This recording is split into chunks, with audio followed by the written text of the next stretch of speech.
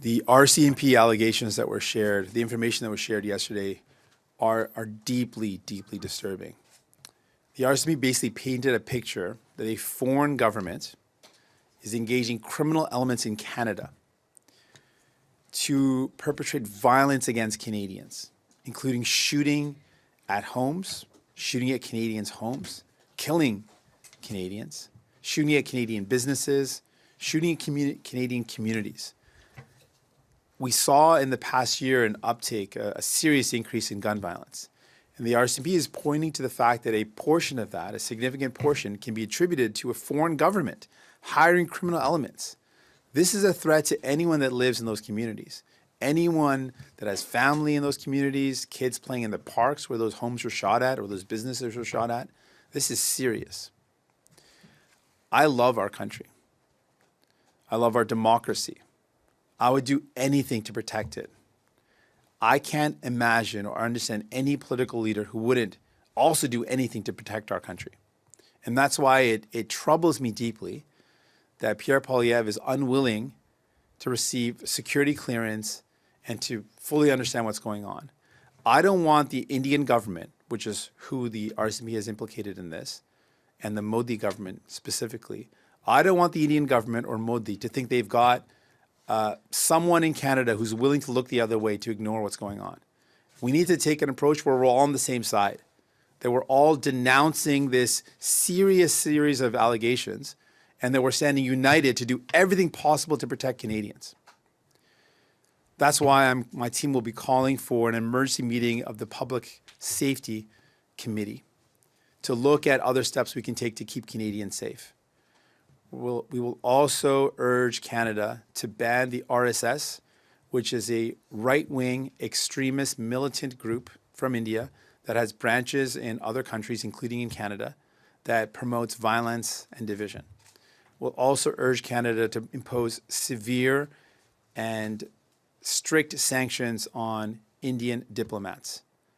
We need to take every step possible to keep Canadians safe. The RCMP has exposed a very serious threat, and now let's take that threat seriously and act accordingly. What can you tell us about the briefing you received yesterday? The briefing confirmed what was shared publicly, that this is a very serious allegation, a series of allegations. It confirmed some of the background of how it got here. But really what it highlighted is that we've got the Indian government, specifically the Modi government, that is engaged through diplomats in Canada, criminal elements that have then gone on to shoot at Canadian homes, to shoot at Canadian businesses, to kill Canadians. That is very serious. As the RCMP mentioned, the briefing also mentioned that there are deep concerns for Canadian safety. And that's why I really believe it is our responsibility. If we believe in protecting our country, I love this country, we need to do everything possible to keep people safe and to keep our democracy safe. And that's why I'm committed to the actions that I've laid out, additional steps to see what we can do to keep Canadians safe by having an emergency meeting of the Public Safety Committee, as well as making sure that we take steps to ban this extremist organization, the RSS, that comes from India, as well as making sure that we impose these severe sanctions on Indian diplomats. Are you being targeted? It's not about me. This is about the fact that Canadians are at serious threat and serious risk. What the RCMP described is something that should be really troubling. When these acts of violence happen, if someone's shooting, if an organized member of crime is being hired or being engaged by a diplomat, which just sounds just incredibly disturbing, if that's happening, that threatens everyone that lives in that community, everyone that lives in that neighborhood. When businesses are being shot at, anyone that lives nearby, anyone that's walking nearby, this is a threat to all Canadians, and it should be taken with the utmost seriousness.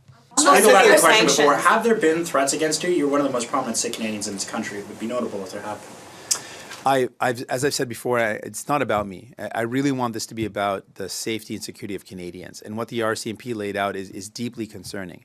And just to get an idea, when we see the uptake of violence that we saw in the past year, and there was a serious uptake, people talked to me about that. They felt that there was increased shootings. The fact that a portion of those shootings can be attributed to the fact that a foreign government engaged criminal elements in our country to shoot up Canadian homes, to shoot up Canadian businesses. Like, this puts everyone at risk. This doesn't just put those people targeted. You've got guns, you got bullets flying, that's going to put everyone that lives nearby at risk. And so this is very, very serious.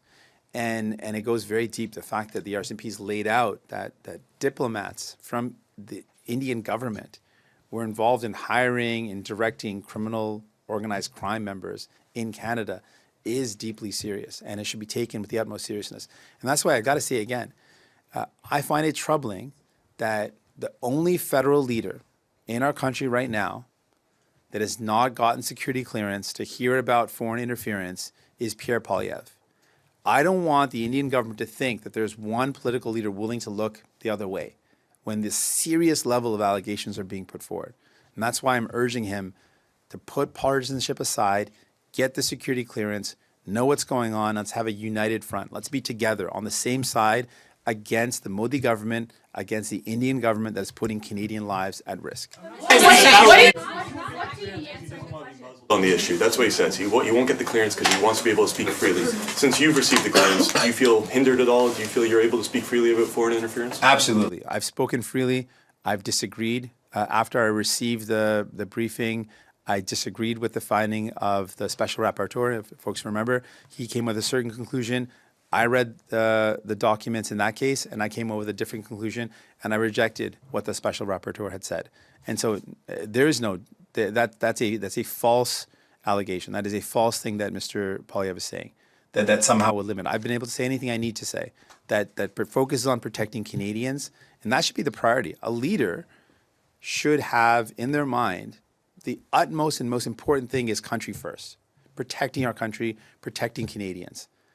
I can only think that he's making the decision for partisan reasons, and I'm urging him to put partisanship aside.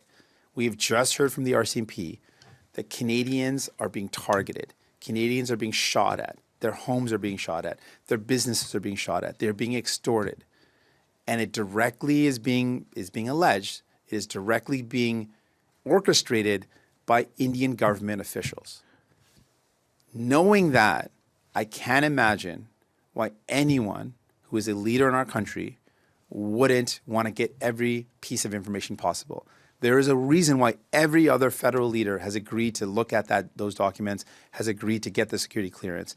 And that's why I'm deeply troubled that Pierre Poilievre wants to be the only federal leader in a time when we have active threats against Canadians, that he wants to be the only leader that doesn't want to look at what's going on. That does send a message to the Indian government that there's one leader that's willing to look away. That to me is deeply troubling. We're gonna. Yes or no? Yes or no? We're gonna. It's hard to figure out. Yes or no, Mr. Singh? Has the RCMP warned you that you are being targeted by India or that there are threats against you? Yes or no? I think Canadians would be interested to know if there is a political leader in Canada being targeted. So I know you don't want to talk about yourself, but has the RCMP warned you? As I've said, it's not about me. I mean, the RCMP putting forward the seriousness of what they've described yesterday should be enough for us all to be very worried. And talking about myself does not in any way help Canadians to realize what the RCMP talked about, what they've shared, the allegations they put forward, the threats to Canadians, the threat to Canadian lives, the threat to Canadian homes and businesses, the fact that there's extortion going on. This is serious.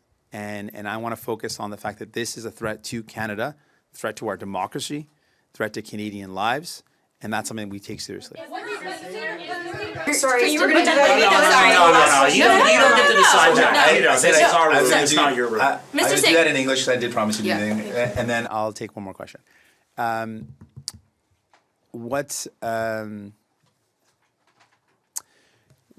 been brought up, the fact that this is there's ongoing similar scenarios in other countries. There's an ongoing investigation right now as we speak in the United States. As folks saw in public discourse, there was a targeting and attempted assassination of an American. And of course, America is taking that very seriously. And this highlights how important it is for Canada to work with our allies, to work with the United Kingdom, to work with the United States, to protect our democracy, to protect our sovereignty, to protect Canadian citizens. I'll take one more question. The sanctions that you were putting forward, I want to ask about the sanctions that you want to put forward. How do you balance that against Canada's economic interests and suggesting severe sanctions when that would have potentially devastating effects in Canada's economy? I thank you for the opportunity to clarify. I mentioned very severe sanctions on Indian diplomats. Policy. So specifically on the diplomats, given the fact, I mean, let's just take a moment. we got the RCMP that said that Indian diplomats were hiring criminal elements to shoot at Canadians. Pretty serious. And given how serious that is, I can't see why we would do anything other than put in place severe sanctions on those diplomats, on Indian diplomats, given the allegations that they were involved in basically getting folks to shoot at Canadians, at their homes, at their businesses. So yeah, we've got to take very serious measures, but we should also work in collaboration with our allies. There are similar circumstances. There's an attempted assassination that's linked to the Indian government in the United States. We need to, of course, work with the United States. There's similar scenarios that have played out in the United Kingdom. So it's clear that we need to work with our allies to put pressure on India, but there's got to be accountability. The Indian government has to be held to account. The Modi government has to be held to account. And we all need to be unified as Canadian leaders. All of us have to be united in denouncing Modi and making sure we protect Canadians and put their safety first and foremost. Thank you so much. I'm saying whether or not you have personal threats. What do you I'm make not of saying India that you're naming you leaving open that personally? assumption.